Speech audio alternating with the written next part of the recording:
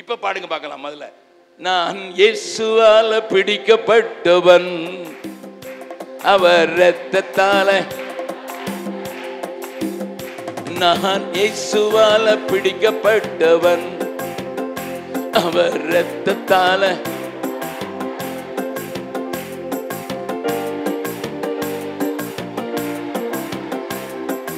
இப்புவி சொந்தமல்ல, எனக்கென்று எதுவும் இல்லை. இப்புவி சொந்தமல்ல, எல்லாமே இயேசு,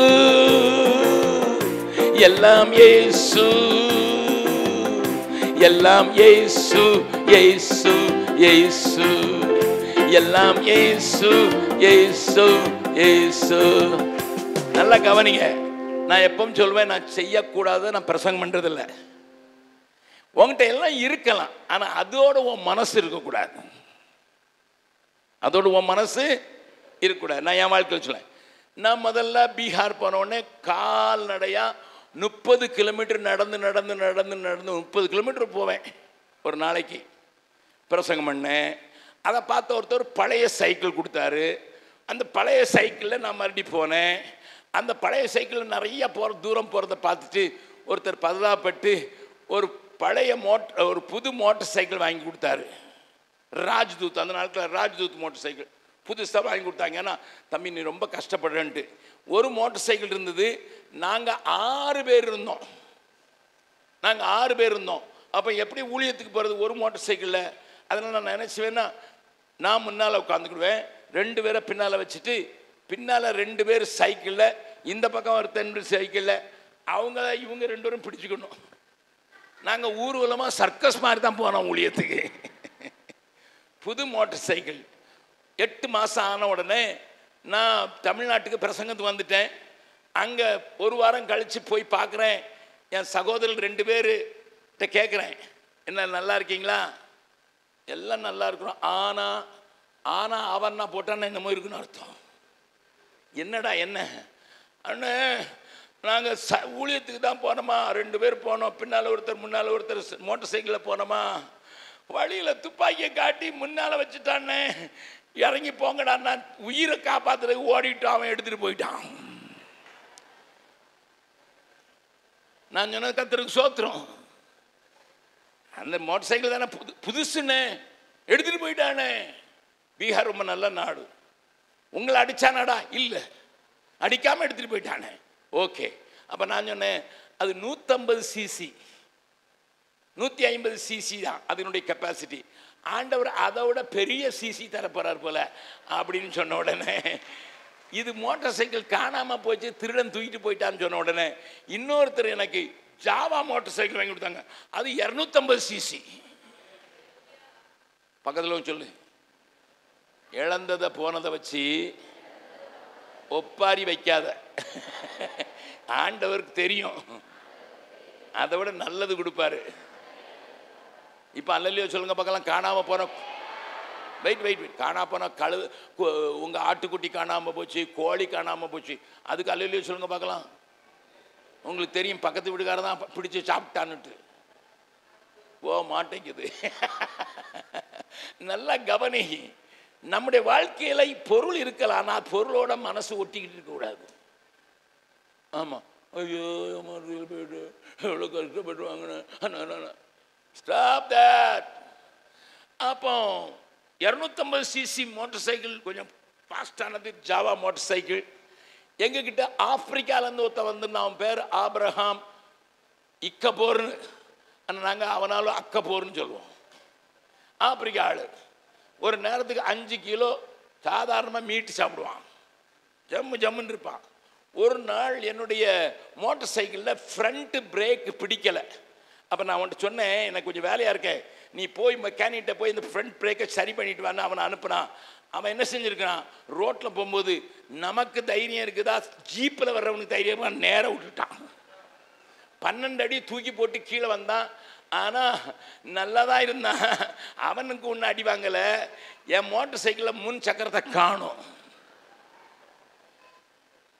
முன் சக்கரத்தை காணோம், அது நொறுங்கி போச்சுது. அந்த ஃபோர்க்கு முன்னால் இருந்த முன் சக்கரம் மாற்ற அந்த ஃபோர்க்கு இருக்கிற ஹேண்டில் பார் அது கொஞ்சம் திரும்பி இருந்தது. மெக்கானிக்கிட்ட எடுத்துகிட்டு போய் வேறு சக்கரம் மாட்டும். ஆனால் என்ன, என் மோட்டார் சைக்கிள் இங்கே பார்க்கும், இங்கே போகும். அது கோணக்கண்ணி மாதிரி தான். இந்த பக்கம் பார்த்தா அந்த பக்கம் போகுது. எனக்கு சரி எப்படியோ சர்க்கஸ் மாதிரி ஓட்டி நான் மேனேஜ் பண்ணிட்டேன். ஒரு நாள் ஒரு கிராமத்துக்குள்ளே போகிறேன். அங்கே இருக்கிற பிள்ளைங்க சொல்லலாம், டேய் ஓடுடா ஓடுடா, இவன் குதிரை எங்கே பார்க்குது எங்கே போகுதுன்னு தெரியாதுடா. எனக்கு வெக்கமாக போச்சு. சின்ன பிள்ளைங்களாம் சேர்ந்து கையை தட்டுறானுங்க. ஐயோ, இவன் நம்ம ஆண்டவரை நீங்கள் கொடுத்த குதிரை, இது இந்த பக்கம் பார்த்து என்ன ரோட்டில் எவன் தான் போவான். ஆண்டவர் என் ஜெபத்தை கேட்டார். ஆண்டவர் அதை கேட்ட உடனே எனக்கு ஒரு புல்லட் மோட்டார் சைக்கிள் கொடுத்தாரு. ஒருத்தர் புல்லட் மோட்டார் சைக்கிள் ஏறி உட்காந்து ஜம்முன்னு போகிறோம். சரி, அதில் அதெல்லாம் பெரிய கதை. அதில் காலையில் ஆண்டவர் சொன்னார், ஜெபம் பண்ணும்போதே சொன்னார், இன்றைக்கி ஒரு ஆக்சிடென்ட் நடக்க போகுதுன்னுட்டு. நாங்கள் எங்களுக்கு வேலை இருந்ததுனால நான் என்னோட கூட இந்த சகோதரனும் புறப்பட்டு கொஞ்சம் குளிர் அடிச்சுது. அவர் பின்னால் கம்பளி மாட்டிக்கிட்டு இருந்தார். கம்பளியை போர்த்துக்கிட்டு இருந்தார். கொஞ்சம் தூரம் போகிறதுல கம்பளி முழுவதும் சக்கரத்தில் சுற்றி நான் தப்பிட்டேன். நான் தான் ஓட்டினேன். வெட்டி வெட்டி எடுத்தோம். நான் ஒருவேளை இதைத்தான் ஆண்டவர் காட்டினாரா போலன்னு நாங்கள் எடுத்துகிட்டு போயிட்டோம். ஆனால் அங்கே போனால் ஒரு லாரி போயிட்டே இருக்குது, ஒரு எம்டி லாரி. அவன் ரொம்ப 60 கிலோமீட்டர் ஸ்பீடில் போகிறான், நான் 80 கிலோமீட்டர் ஸ்பீடில் போகிறாள். அதனால் கொஞ்சம் முன்னால் போகலான்னு எடுத்தான். முன்னால் இருந்து ஒரு லாரி வந்துட்டான். உடனே நான் பின்னால் வந்தேன். பின்னால் இந்த முன்னால் பிரேக் போட்டான். நான் லாரிக்குள்ளே போயிட்டேன். லாரிக்குள்ளே போனோடனே 4 பல்லு போயிடுச்சு. உள்ளே இருக்கிற எலும்புலாம் உடஞ்சி போச்சு. நான் தூக்கி போடப்பட்டேன், அப்புறம் தூக்கி போடப்பட்டார். எனக்கு மூளையில் ஒன்றும் ரிஜிஸ்டர் ஆக மாட்டேங்குது. என்ன நடந்ததுன்னு சொல்ல தெரில. உடனே ஒரு பஸ்ஸை பிடிச்சி வீட்டுக்கு வந்துட்டேன், ஆஸ்பத்திரிக்கு போல. இதை கேள்விப்பட்டார் அமெரிக்காவில் இருக்கிற எனக்கு ஒரு நண்பர். அவர் ஐயோ ஜெபக்குமார் இனிமே மோட்டார் சைக்கிள்லாம் போகக்கூடாதுன்ட்டு அவர் உடனே ஒரு காணிக்கை எடுத்திருக்காரு. அவங்க சபையில் எடுத்துங்க அனுப்புனார். எனக்கு ஒரு ஜிப்சி வண்டி 4 வீல் டிரைவ் வாங்கி கொடுத்தாரு.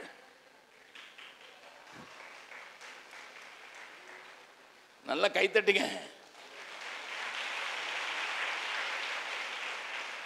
4 பல்லு விழுந்தா 4 வீல் 4 வீல் டிரைவ்.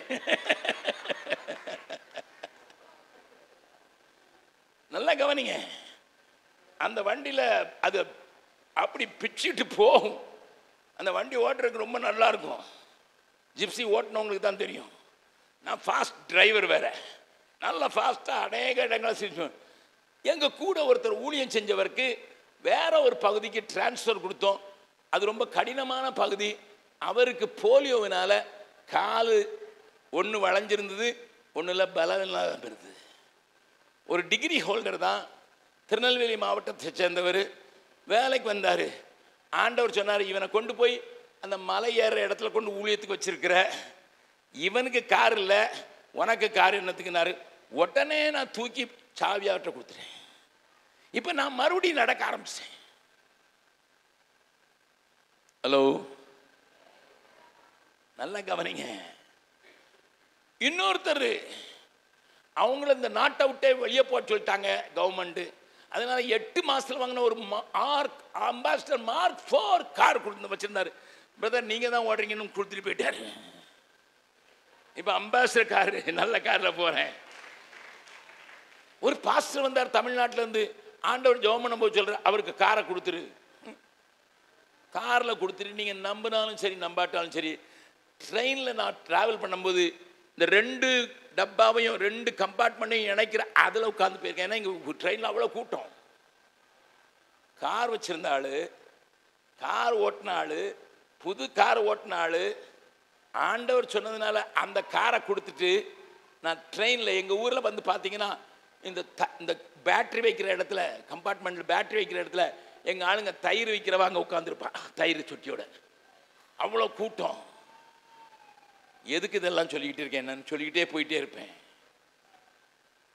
உனக்கு பொருள் வேணும், பக்கத்தில் உங்க சொல்லுங்க, பொருள் வேணும், சில வசதிகளுக்காக வேணும், வேகமாக போகிறதுக்கு வேணும், ஃப்ரிட்ஜு வேணும், வீடு வேணும். ஆனால் கர்த்தர் கொடுக்க சொன்னா கொடுத்துடணும். என்ன சொல்ல மாட்டேங்கிறீங்க?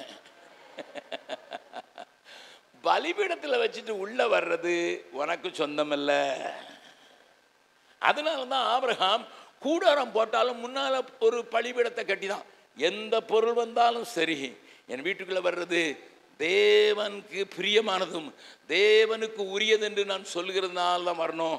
அதனால தேவனுக்குரியதை தேவனுக்கு தேவன் கேட்குற நேரத்தில் நான் கொடுத்துருவேன். என்னை கேட்கிற அருமையான தேவனுடைய பிள்ளைய, ஆபிரகாம் ஒரு ஆவிக்குரிய மனுஷன். ஆகையினால ஆண்டவர் பிள்ளைய கேட்டா கூட கொடுத்துட்டான். ஒரே பேரான பிள்ளை தான், ஒரே பேரான குமாரன் தான். எப்பா 100 வயசுல தான்ப்பா உனக்கு பிறந்தது, பரவாயில்ல, எனக்கு கொண்டு பலியிடு, மோரியா தேசத்துல போய் பலியிடு. ஒரு கேள்வி கேட்கல. அநேக நேரங்களில் பழைய பாட்டை பாடுறது இல்லை. ஆனால் பழைய பாட்டை ஒன்று எனக்கு ஞாபகம் வருது. பலிபீடத்தில் என்னை பரனே படைக்கின்றேனே இந்த வேளை, அடியேனை திருச்சித்தம் போல ஆண்டு நடத்திடுமே, அடியேனை திருச்சித்தம் போல ஆண்டு நடத்திடுமே.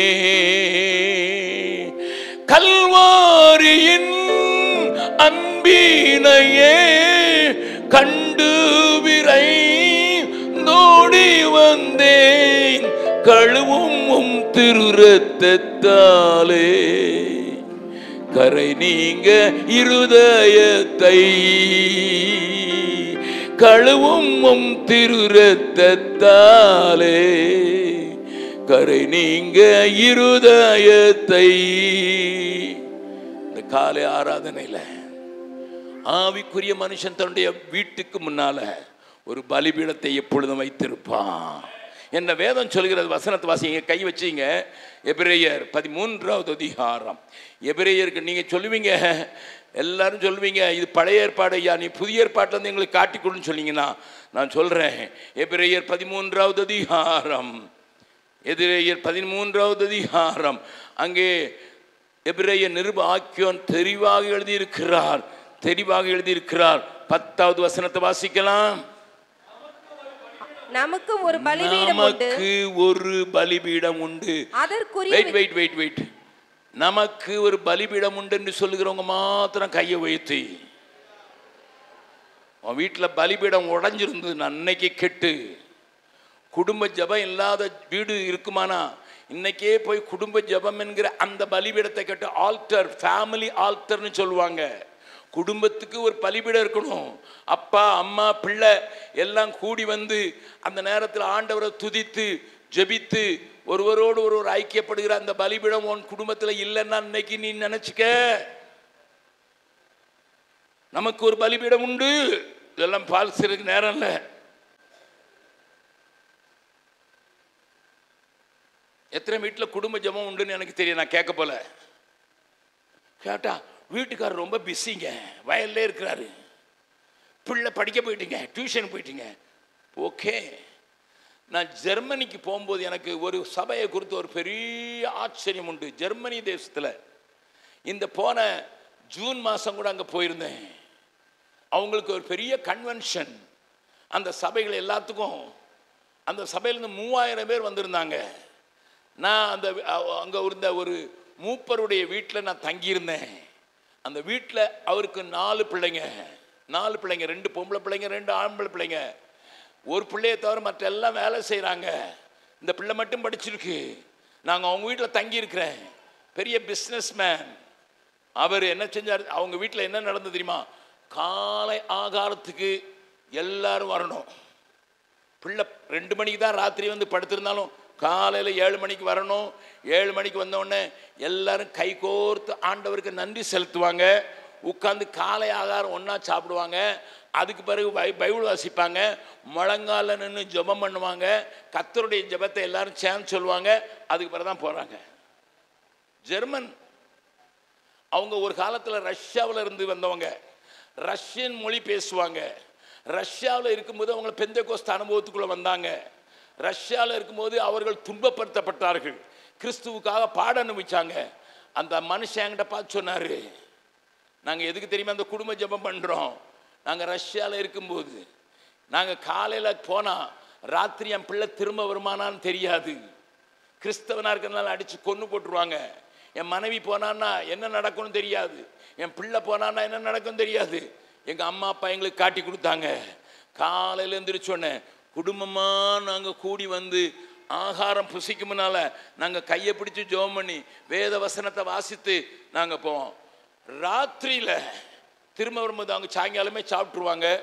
மறுபடியும் 7 மணிக்கு அவங்க எல்லா டேபிள் இருக்கும்போது யாரெல்லாம் முடியுமோ வந்து உலகத்தில் இருக்கிற தங்களுக்கு தெரிந்தவர்களுக்காக ஜெபிக்கிறாங்க.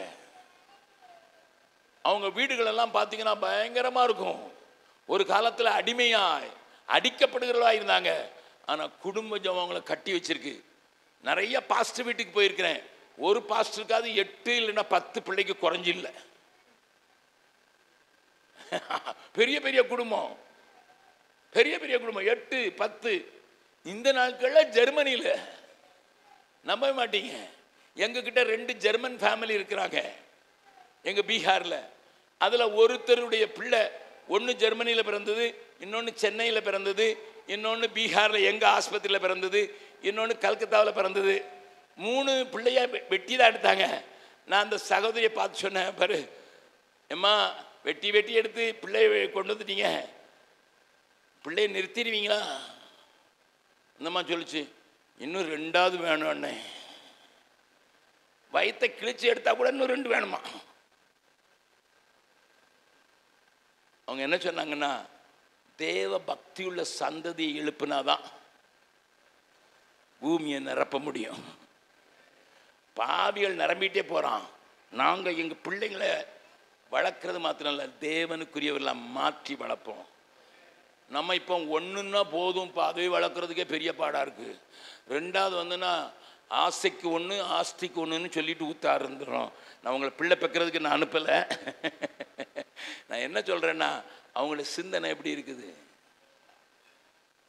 ஒவ்வொரு வாரமும் ஒரு சபை, அவங்களுக்கு கிட்டத்தட்ட நான் 15 சபையில் பேசியிருக்கேன். அவங்க சபையில் அவங்களுக்கு கிட்டத்தட்ட 102 சபை இருக்குது. 15 சபையிலையும் ஒரு பெரிய ட்ரக் இருக்கும். வாரம் ட்ரக்கு நிறைய சாமானை ஏற்றி அந்த கிழக்கத்திய யூரோப்பிய நாடுகள், போலந்து, ருமேனியா அப்படின்னு சொல்கிற தேசங்களுக்கு போய் பொருளை கொடுத்துட்டு, அவங்களுக்கு சோஃபா செட்டு வாங்கினா அதையும் சோஃபா செட்டு வாங்கி போட்டு, போய் கட்டட வேலைக்கு செய்கிறதுக்கு போய் கட்டடங்களை கட்டி கொடுத்து, அவங்களுக்கு சாப்பாடு இல்லைன்னா சாப்பாடு கொடுத்துருவாங்க. ஏன்னா அதெல்லாம் ஏழை நாடு. என்னை கேட்கிற அருமையானவர்களை நான் கேட்டேன், வாரம் எப்படியா சர்ச்சில் இருந்து அனுப்புறீங்க? எங்கள் ஆட்கள் கொடுக்குறாங்க, ஆண்டவர் அவர்களை ஆசீர்வதிச்சிருக்கிறாரு. அந்த ஆசீர்வாதத்துக்கு காரணத்தை நான் சொல்லணும்னா, குடும்பமாக தேவ சன்னிதானத்தை வர்றாங்க. எல்லா பிள்ளைங்களும், நான் 7 மணிக்கு மீட்டிங்னா நான் ஒரு நாள் 5 நிமிஷம் முன்னால் போகிறேன். என்னை கூப்பிட்டு போகிறார் 5 நிமிஷம். அங்கே ஒரே காராக நிற்குது. நான் சொன்னேன், எதுவும் வேறு மீட்டிங் நடந்துக்கிட்டு இருக்கா? 7 மணிக்கு தானே மீட்டிங்? இல்லை, எங்கள் ஆளுங்க 6:30 வந்துடுவாங்க. வந்து முழங்கால் போட்டு ஜெபம் பண்ணி சோத்திரம் பண்ணிக்கிட்டே இருப்பாங்க. நம்ம ஆலயத்துக்கு போனால் மெல்ல ஆடி அசைஞ்சு, இப்போ பாட்டு தானே பாடுவாங்க, இப்போ நோட்டீஸ் தானே கொடுப்பாரு, பிரசங்கம் 11 மணிக்கு தானே ஆரம்பிப்பார் அப்படின்னு வர்ற ஆட்கள். ஆனால் அந்த மக்கள் ஜெர்மானிய மக்கள். எனக்கு ஆச்சரியமாக இருந்தது. ஏன்னா அவங்க நமக்கு ஒரு பலிபீடம் உண்டு. காலையும் ஆலயம் வேளையும், காலையும் ஆலயம் வேளையும் என் கர்த்தருக்கு முன்னால் என் குடும்பமாக நிற்பேன். ஆவிக்குரியவன் அப்படித்தான் இருப்பான். ஆனால் லோத்து என்கிற சொத்து மாடனை பாருங்க, எங்கேயாவது கூடாரம் போட்டானா? இல்லை. ஆபிரகாம் கூடாரத்தில் வசித்தான், லோத்து கட்டப்பட்ட வீட்டில் வச்சான். நான் 10 பாயிண்ட் பேசணும், ஒன்றும் பேசலன்னு ஆரம்பம் தான் பேசியிருக்கேன். நேரம் முடிஞ்சிடுச்சு. என் நேரம், என் சகோதரர் சொல்லியிருக்காங்க, 1 மணி நேரத்துக்கு மேலே பேசினா உங்களை வெளியே வரப்பட பண்ணுறோம், கல்லெறிஞ்சு அங்கேயே கொன்றுன்னு இருக்காங்க. நல்லா கவனிங்க, நான் பேசுறேன், 10 பாயிண்ட் பேசணும், இன்னும் 1 கூட பேசலை. லோத்துடைய வாழ்க்கை எடுத்து படிச்சு பாருங்க. 19வது அதிகாரத்தில் அசிங்கமான ஒரு காரியம் நடக்குது. அவன் வாழ்ந்த சோதோம் மேலையும் குமரா மேலையும் அக்கினி வந்துட்டு அவனை பாடா வெளியே நிட்டு தெண்டு தேவதூதர்கள் ஆண்டவர் அனுப்பினாரு. அவன் தாமதித்த போது தேவதூதர்கள் மனைவி கையை, லோத்து கையை, பிள்ளை கையை பிடிச்சுக்கிட்டு 4 வரையும் பிடிச்சிட்டு ஓடி வராங்க. அக்கினி வரப்போகுது. ஆனா இவனுக்கு அவசரம் இல்லை. கவனிங்க, அங்க லோத்துட்ட சொல்றாங்க திரும்பி பார்க்காம ஓடு. ஆனா மனைவி இருக்காள, ஐயோ இன்னைக்கு தானே வாங்கினேன்னு திரும்பி பார்த்தா உப்பு தூணா மாறிட்டா. இப்ப 2 பிள்ளைங்க தான் இருக்கிறாங்க. 2 பிள்ளைங்க தான் இருக்கிறாங்க. லோத்துவும் 2 பிள்ளைங்களும் இருக்காங்க. சொல்றான் மலைக்கு ஓடிப்போ. 19வது அதிகாரத்தில் போட்டிருக்க, வாசிக்கிறதுக்கு நேரம் இல்லை. மலைக்கு ஓடிப்போ. ரொம்ப கஷ்டம். பக்கத்தில் இருக்க கிராமத்தில் உன் நிமித்தம் அந்த கிராமத்தை அடிக்க மாட்டேன் போ. அங்கே போயிட்டு இவனுக்கு பயம் வந்துச்சு. சோதோம் குமரா பட்டணம் எரிஞ்சிச்சு, அவ்வளோ எரிஞ்சிச்சு, கந்தகம் வீசப்பட்டது, மனைவி உப்பு துண்ணாடிட்டான். 2 பொம்பளை பிள்ளைங்களை, கல்யாணத்துக்கு ஆயத்தமாக இருந்த 2 பிள்ளைங்களை, மாப்பிள்ளை பாய்த்து வச்சிருந்த 2 பிள்ளைங்களை கூட்டிக்கிட்டு மலையில் போய் ஒரு குகையில் இருக்கிறான். மூத்தவ இளையவளை பார்த்து சொல்றா, நமக்கு சந்தானம் இல்லாமல் போயிடும், நம்ம அப்பாவுக்கு பேரை எடுக்கிறதுக்கு பேர பிள்ளை இல்லாம போயிடும். ஒன்று செய்வோம், அப்பாவுக்கு குடிக்க கொடுத்து அவரோடு நான் இன்னைக்கு படுத்து உறங்குறேன், நாளைக்கு நீ. நல்ல கவனிங்கம்மா, லோத்து ஆண்டவரிடத்திலையும் பிள்ளைங்களை நடத்தல, உலக பிரகாரமான அறிவையும் கொடுக்கல. அதனால லோத்துவினால 2 பிள்ளைகள் கர்ப்பவதியாகி 2 ஜாதியை உண்டாக்கினார்கள், மோபியர், அம்மோனியர். சபிக்கப்பட்ட ஜனம்தான் உண்டாகும். நீ குடும்ப ஜபத்தை விட்டுட்டு உன் பிள்ளைங்களை வச்சு அவங்க கையில் விழுந்து காலில் விழுந்து அவங்கள ஆண்டவர்களை கொண்டு வந்து அவங்கள ஜெபிக்கிறதுக்கு நீ செய்யலைன்னா, இன்றைக்கு காலை 6 வந்திருக்க ஒரு தீர்மானம் எடுக்க போறீங்க. இனிமே என் வீட்டில் பலிபீடம் உண்டாகும், என் வீட்டில் பலிபீடம் உண்டாகும். அதுக்கு என்ன அர்த்தம்? என் வீட்டுக்குள்ளே வர்ற பிள்ளை, என் வீட்டுக்குள்ளே வர்ற பொருள், என்னுடைய வீட்டுக்குள்ளே வைக்கிற எல்லா காரியமும் பலிபீடத்தை தாண்டி தான் என் வீட்டுக்குள்ளே போகும். ஆண்டவருடைய வசனம் சொல்லுது, ஆபிரகாம் பெரிய செல்வ சீமானாயிருந்தான். ஆயுசா இருக்கிறதுனால இல்லை, என் ஆண்டவர் எனக்கு வேண்டும், என் ஆண்டவரை நானும் என் வீட்டாருமோ என்றால் கர்த்தரையே சேவிப்போம். இந்த காலை ஆராதனையில் நமக்கு தெரிந்த அந்த பாடலை பாட போகிறோம். நானும் என் வீட்டாரும் உம்மையே சேவிப்போம், உமக்காய் ஓடுவோம், உந்தன் நாமம் சொல்லுவோம். கைவிட தெய்வமே, கருணையின் சிகரமே, மெய்யான தீபமே, என் வாழ்வின் பாக்கியமே. இந்த ஒப்பு கொடுத்தலுக்கு நீங்க இந்த பாட்டில் இருக்க முழங்கால் படியிட்டு இன்னைக்கு தீர்மானம் எடுக்கிறவங்க, நாங்கள் காலையோ மாலையோ எங்களுக்கு வசதிப்பட்ட நேரத்தில் நானும் என் குடும்பமும் தேவ சமூகத்தில் நின்று எல்லாம் உமக்குரியதையா, இதை பாதுகாக்க வேண்டியது உம்முடைய பொறுப்பு, இது உம்முடையது, என் பிள்ளை உம்முடையது, என்னுடைய பொருள் உம்முடையது, என்னுடைய தங்கம் வெள்ளியெல்லாம் எல்லாம் உம்முடையது என்ற ஒரு ஒப்புக்கொடுத்தலோடு எனக்கு ஒரு பலிபீடம் உண்டு, நமக்கு ஒரு பலிபீடம் உண்டுன்னு சொல்றவங்க மாத்திரம் முழங்கால் படியிட்டு ஆண்டவர் நோக்கி பார்த்து ஜெபிக்கலாம். முழங்கால் படியிட்டு முழுவதும் தருகிறே, நான் முழங்கால் படியிட்டு முழுவதும் தருகிறேன். எல்லாரும் பாடலாமா?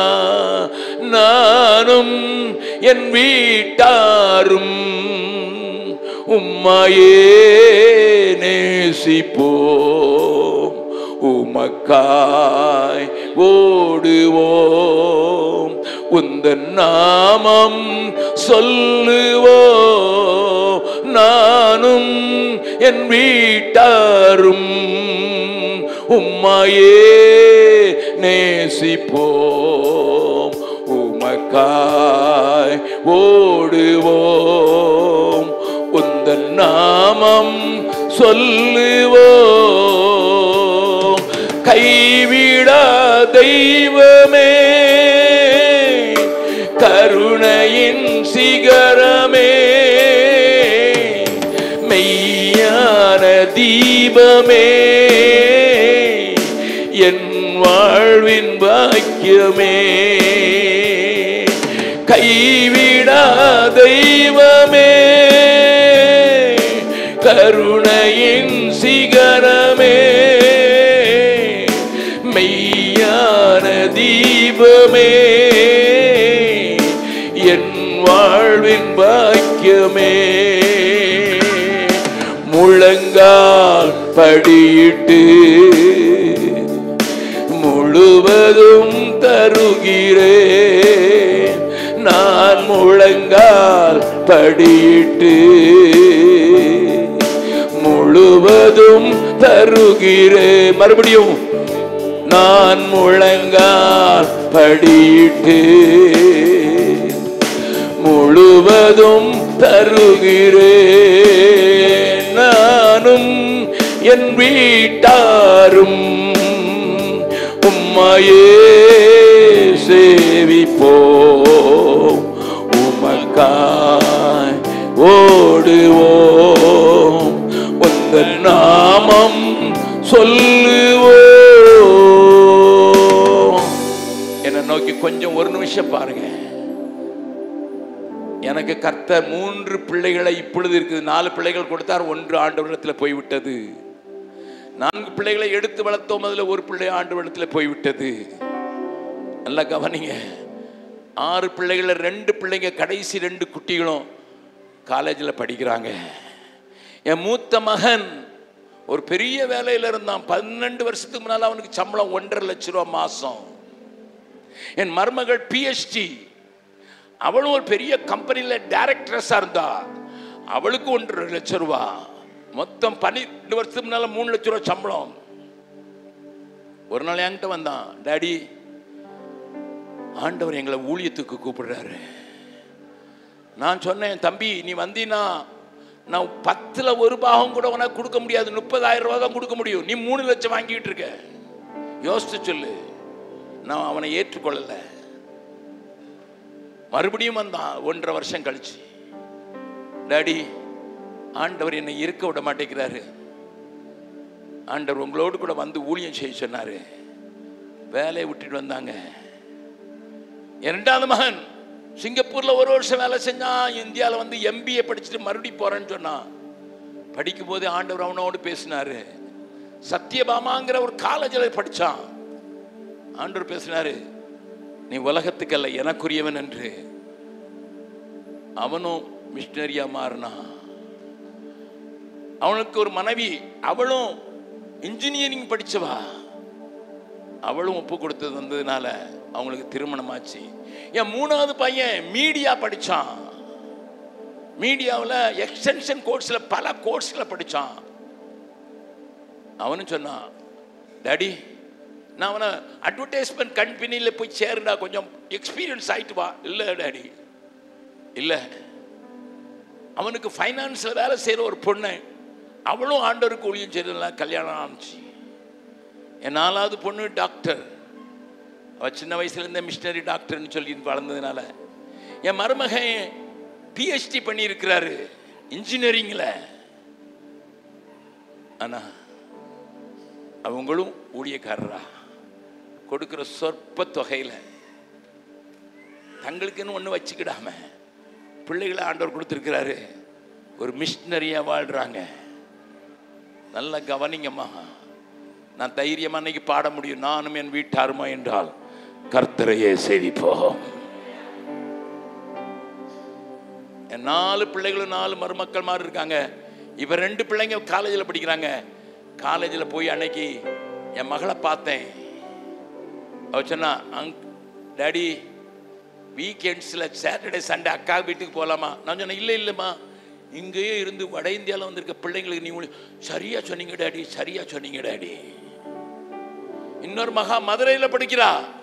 அந்த கூட்டத்தில் அங்கே பேசினேன். அவங்க காலேஜில் நான் ஃபோன் பண்ணும்போது, டாடி நீங்கள் வந்த பிறகு நான் நிறைய பேருக்கு ஆண்டவரை சொல்லிட்டேன், இங்கேயே அவங்கள கூடி கூடி டெய்லி நாங்கள் ஜெபம் பண்ணுறோம் டாடி. நான் தைரியமாக சொல்ல முடியும். இன்னைக்கு சொல்லு, நானும் என் வீட்டாருமோ என்றால் கர்த்தரையே செய்ப்போம். என் வீட்டில் இருக்கிறது ஆண்டவர் எதை கேட்டாலும் கொடுப்பேன்னு சொல்லு. எதை கேட்டாலும் கொடுப்பேன். என்ன கேட்குறான்னு எனக்கு தெரியாது. ஆண்டவர் உன்னுடைய உயிரை கேட்கல, ஏன்னா அவர் உனக்கா உயிரை கொடுத்துட்டாரு. ஆனால் உன் பிள்ளையை கேட்கலாம் தன்னுடைய பணிக்காக, அல்லது உன்னிடத்தில் இருக்கிறதை கேட்கலாம். உன்னுடைய எது இருந்தாலும் சரி, எல்லாரும் ஒரு நிமிடம் கண்களை மூடி ஆண்டவர் நோக்கி பார்த்து, ஆண்டவரே எங்களுக்கு ஒரு பலிபீடம் இருக்குது. ஆவிக்குரிய மனுஷனாகி ஆபிரகாமுக்கு ஒரு பலிபீடம் இருந்தது போல, லோத்து என்கிற ஒரு மனிதன் அவனோடு இருந்த போதில் அவனுக்கு பலிபீடமே இல்லை. ஆவிக்குரியவனுக்கும் மாம்சத்துக்குரியவனுக்கும் ஒருவேளை லோத்துவை ஆண்டவர் காப்பாத்தினது உண்மை. லோத்துவை பேதுரு எழுதும் போது நீதிமான் என்று சொல்ல, நீதிமானா இருந்த என்ன பிரயோஜனம்? உனக்கு ஒரு பலிபீடம் இல்லையா? உனக்கு ஒரு பலிபீடம் உண்டா? இந்த காலை ஆராதனையில் பார், நான் நின்று பேசுற இந்த பிரசங்க பீடத்தை தான் பலிபீடம் நினைக்கிறாங்க. இல்ல, உனக்கு ஒரு பலிபீடம் உண்டு. உன் தனிப்பட்ட குடும்பத்துக்கு ஒரு பலிபீடம் உண்டு. யாக்கோபை பார்த்து ஆண்டவர் சொன்னாரு, நான் உனக்கு காட்சியடி தந்த பெத்தேலுக்கு வா, குடும்பமா வா, அங்க வந்து என் கூட உடன்படிக்கை பண்றதுக்கு பலி செலுத்து. யாக்கோபு போய் பலிபீடம் கட்டுறான் முழு குடும்பத்தோடு. அவன் தான் இன்னைக்கு 12 கோத்திரங்களை ஆளுகிற ஒரு தகப்பனாக மாறி போனா. கிதியோனே, உனக்கு பலிபீடம் இருக்கணும். தேவனுடைய மக்களாகி உங்களுக்கு எனக்கும் பலிபீடம் இருக்கணும். எல்லாம் வலது கையை உயர்த்தி, அப்பா என்னை முழுவதும் அர்ப்பணித்தேன் ஐயா, உயிரோடு இருக்கும் நாளெல்லாம் உமக்கு சொந்தம் ஐயா. எல்லாம் சொல்லலாம், அப்பா என்னை முழுவதும் அர்ப்பணித்தேன் ஐயா, உயிரோடு இருக்கும் நாளெல்லாம் உமக்கு சொந்தம் ஐயா. அர்ப்பணித்தேன், நான் அர்ப்பணித்தேன், அர்ப்பணித்தேன், நான் அர்ப்பணித்தேன். என் ஆவி ஆத்ம சரீரம் அர்ப்பணித்தேன், என் ஆவி ஆத்ம சரீரம் அர்ப்பணித்தேன். அர்ப்பணித்தேன் சொல்லுங்க, வாயை திறந்து சொல்லுங்க. ஆவி ஆத்மா சரீரம், என் பிள்ளை, என் குடும்பம், என் பொருட்கள் அனைத்தையும் ஒப்பு கொடுத்தேன்னு சொல்லுங்க. தேவன் உங்களோடு கூட பேசுகிறா, உங்களோடு கூட பேசி இருக்கிறா, உங்களோடு கூட பேசி